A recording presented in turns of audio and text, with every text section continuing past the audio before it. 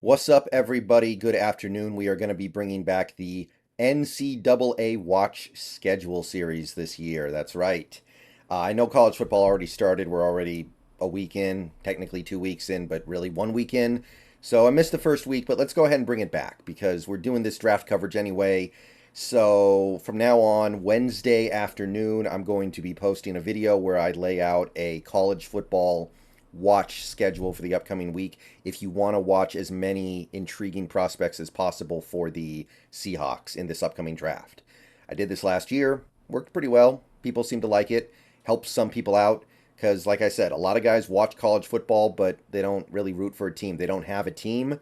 They just watch it to see what players are interesting for draft purposes the next year. So, this can help with that. This can kind of lay out a ideal watch schedule for all these players that you might want to keep an eye on. Again, I'm going to be mostly restricting things to major networks.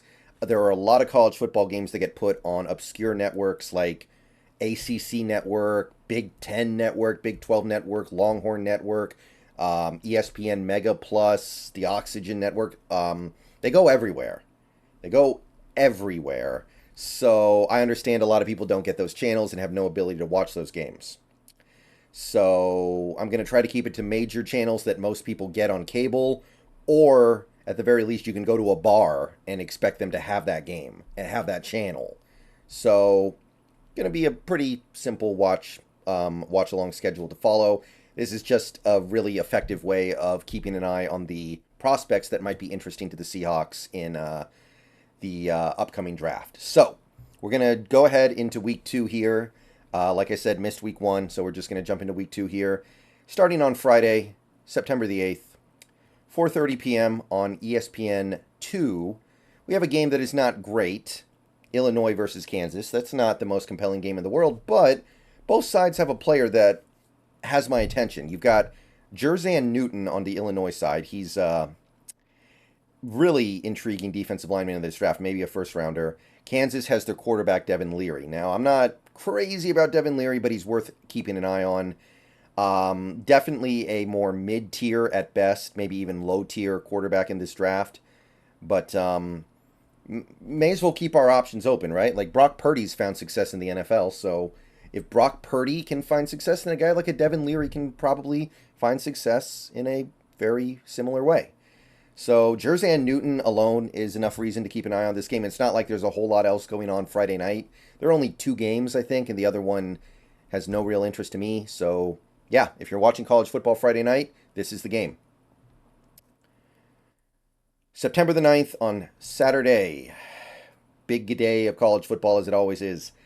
9 a.m. It starts early, but the early games are either not that compelling from this perspective or they're on obscure channels. So if you get some of the obscure channels, you might be able to do better than this. But honestly, I think Nebraska versus Colorado is the most interesting game just from the Colorado perspective. Like Colorado alone makes this game fun to watch. I don't know how many guys Colorado has that are interesting to maybe draft, but Shedeur Sanders definitely has to at least be under consideration now. So I'm just going to go with that one. Like, that game's interesting to watch even without prospects, so keep an eye on that. And some of these Colorado guys might end up becoming draftable. I don't know. It depends on how they do, but may as well keep an eye on that. That's the only thing on a major network at 9 a.m. that I could find that was compelling. When you get to the afternoon, though, things pick up a little bit. 12:30 CBS. We've got UNLV versus the Michigan Wolverines, and the Wolverines are bringing quite a few interesting things up. Quarterback J.J. McCarthy, who played really well last week. He's not one of my guys, really. He's not my favorite, but I'm going to give him a chance. Defensive lineman Chris Jenkins, one of the more interesting interior defensive linemen in this draft coming up. Linebacker Junior Colson, like him, and safety Rod Moore. So Michigan's lineup alone is enough to tune in. So definitely tune in on this one, I think. And at the same time, if you want to, flip back and forth between 2 different games, you've got ABC 12:30. You've got Texas A&M, and they do have a center who I kind of like, Bryce Foster. Not the best center in this draft, but right now I think he's in the top 3. And then you've got the Miami Hurricanes, and they've got a lot of stuff that I care about. Van Dyke, one of my interesting QB sleepers in this draft. He's a guy who might slip as far as like the 7th round and then end up being a pretty good pro. Like there's some stuff going on there. I've talked about it before, but the Cristobal effect.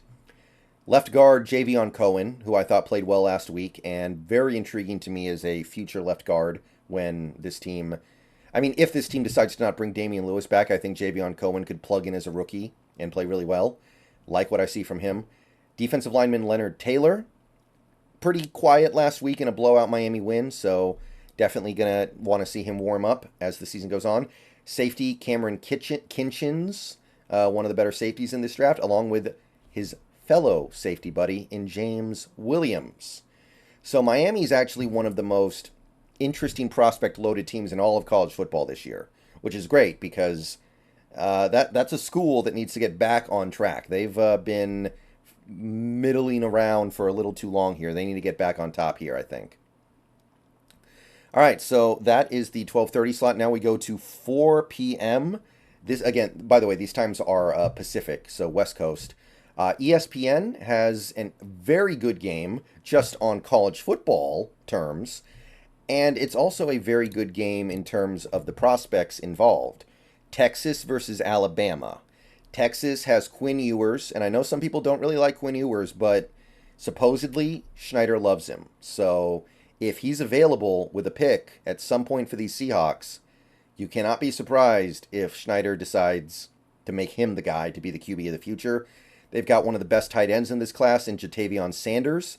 They've also got a nose tackle who played really well last week in Tavondre Sweat, one of these traditional giant 350-pound nose tackle types. And then, of course, Alabama, which there's not as much on Alabama as there typically is. They do have a top edge in Dallas Turner. Not that I'm super hot to trot on edges, but he is going to be playing for them. And then they've got Malachi Moore, a safety, who I like. So you want to tune into ESPN at 4 p.m. You're going to see that. And concurrently, roughly, at 4:30 p.m. ABC, you got the Wisconsin Badgers against the Washington State Cougars. And there isn't that much in this game, but it's Cam Ward against a good team. So if Cam Ward can play well against the Badgers, that'll prove something. Last week he put up big numbers against a bad team, but Washington State did not schedule a cupcake this week. They are getting the Badgers 19th ranked right now. If Cam Ward plays good against them, that proves something. And then we really just have one more game that I found any real interest in. 7:30 p.m. late at night, Fox got Stanford versus USC. Stanford enters the fray with the tight end who had a really good game last week, Benjamin Urosek. And honestly, Stanford's a little bit of a tight end factory, so we got to give him a little bit of credit here. And we are probably going to need multiple tight ends next offseason, so Benjamin Urosek definitely going to be on the list here. And if he can keep up his performance from last week, we're going to have to start talking about him as a draftable guy. And USC, look, I don't think there's any way we draft Caleb Williams, but he's still compelling to watch. And USC does have a top safety in Kalen Bullock. So there's enough going on there to warrant keeping an eye on. So that's my watch schedule for this week. Let me know what you guys think. Do you guys think I missed anything? Do you guys think I have any glaring omissions? From a pure prospect perspective, I think this is the optimized basic cable watch list. See you guys later. Go Hawks, and see you next week.